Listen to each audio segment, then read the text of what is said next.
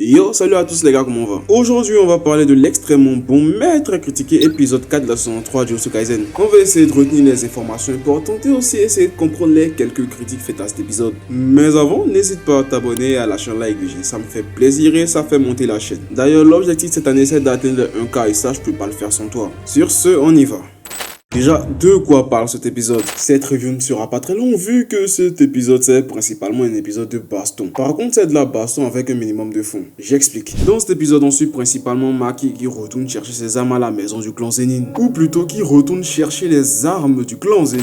Vu que Maki a eu l'autorisation de servir dans la réserve d'armes du clan Zenin par Megumi, qui lui est devenu le nouveau chef du clan, de par le testament de l'ancien chef Naobito, qui précisait que Megumi deviendrait le nouveau chef si quelque chose devait arriver à Satoru Gojo, ce qui est le cas vu qu'il s'est fait sceller lors de l'incident de Shibuya. Et donc lors du retour de Maki à la maison familiale, on peut donc pleinement prendre conscience de sa situation et de celle des personnes nées sans énergie occulte, principalement dans un grand clan, qui est clairement une situation de merde, entre rabais, tabassage, mise à l'écart, bref, elle n'a pas vécu la meilleure vie. Mais une des choses importantes qui était signifiée lors de cet épisode, c'est principalement la révolution de palais qui se trame, ou plutôt qui se tramait. Vu qu'il y a un focus sur une discussion entre Naoya et Jinshi, on apprend déjà que Gojo Satoru était désigné comme l'une des personnes ayant contribué au massacre de Shibuya. Et donc il est condamné à ne plus exercer d'exorcisme, et donc toute action visant le décès de la légère de supplice serait perçue comme un acte de rébellion contre le monde de l'exorcisme, et donc pourrait être passible de peine de mort. Et donc on apprend que toutes ces résolutions viennent du bureau d'exorcisme, en gros le haut du monde de l'exorcisme. Et donc le plan de Jinshi et Naoya c'était de se débarrasser de Maki, Mai et Megumi. En utilisant le prétexte, ils essaient de libérer Gojo. Cela leur permettrait de dégager Megumi par la même occasion qui s'accapare une trop grande partie de la fortune familiale, bien que cela soit contre son gré. Et celui qui est chargé de ces éliminations c'est Oji Zenin. Et Oji Zenin c'est à la fois le père de Maki et de Mai. Et j'ai jamais vu en 21 ans d'anime un aussi mauvais daron et un semeur pareil. Parce que, récapitulatif, lui,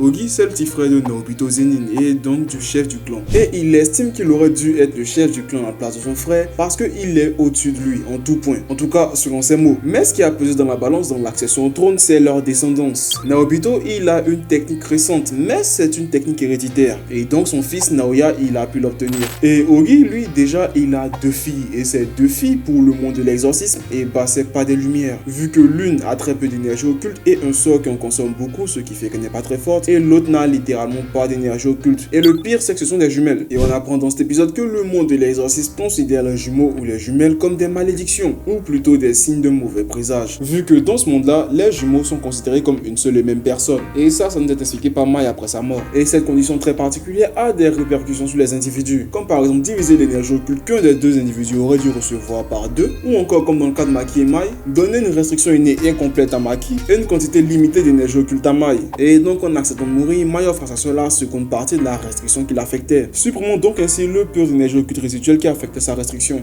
lui offrant donc une restriction innée complète semblable à celle du fantôme du clan Zenin, alias Toji, dont on a vu les parallèles avec Maki lors de cet épisode, et aussi un Naoya qui semblait beaucoup l'apprécier, non pas parce qu'il est né sans énergie occulte, parce que là, unanimement, il était considéré comme un raté, mais plus parce que même sans énergie occulte, il était clairement capable d'annihiler le clan. Et c'est après la mort de Mai qu'on a droit à clairement l'une des plus belles séquences de baston de l'anime, mais aussi au retour d'une des armes de Toji qu'on a vu brièvement utiliser lors de la saison 2 partie 1, le sabre des âmes qui a été recréé par Mai après sa mort, ou plutôt en sacrifiant sa vie. Et voilà les principales informations à retenir, le reste c'est de la baston. De la bonne baston, hein, mais de la baston. Mais quelles sont réellement les différentes critiques faites à cet épisode? Déjà, on est unanimement d'accord, cet épisode est beau. Le problème, c'est que pour certains, la qualité de l'animation surplante ce que l'épisode doit raconter. Notamment tout ce qui tourne autour des parallèles entre Toji et Maki. Grossièrement, on ne sent pas assez le poids que Toji a fait peser sur la famille Zenin et à quel point Maki lui ressemble. Et cela est particulièrement matérialisé avec cette scène-là, qui pour certains était tout bonnement survolée par l'anime. Personnellement, même si d'une certaine manière, entre guillemets, je valide ce propos, il faut accepter le fait que l'épisode a préféré mettre l'accent sur le massacre du clan. Et la deuxième critique qu'elle porte principalement sur la musique qui est utilisée pour le massacre. Perso, mon bat les couilles, j'ai bien aimé la musique, j'ai bien aimé l'épisode en général, mais je suis d'accord que certains n'est pas adhéré au délire avec la musique, qui clairement dénote avec la lourdeur de ce que Maki est en train de faire. Et d'ailleurs, l'épisode en lui-même a plutôt été bien noté. En vrai, les critiques viennent principalement du public japonais. Sinon, hormis cela, quasiment tout le monde a bien aimé. Sur ce, ceci marque la fin de cette vidéo. Si t'as aimé, n'hésite pas à t'abonner. Ici, on parle de tout ce qui touche au manga, à l'animation, et parfois même au divertissement animé qui n'est pas forcément lié au manga. Pour les épisodes suivants de la saison 3, s'il y a des choses intéressantes, j'en ferai des vidéos, sinon j'en ferai des shorts. Sur ce, c'est la fin. Nawak out, peace.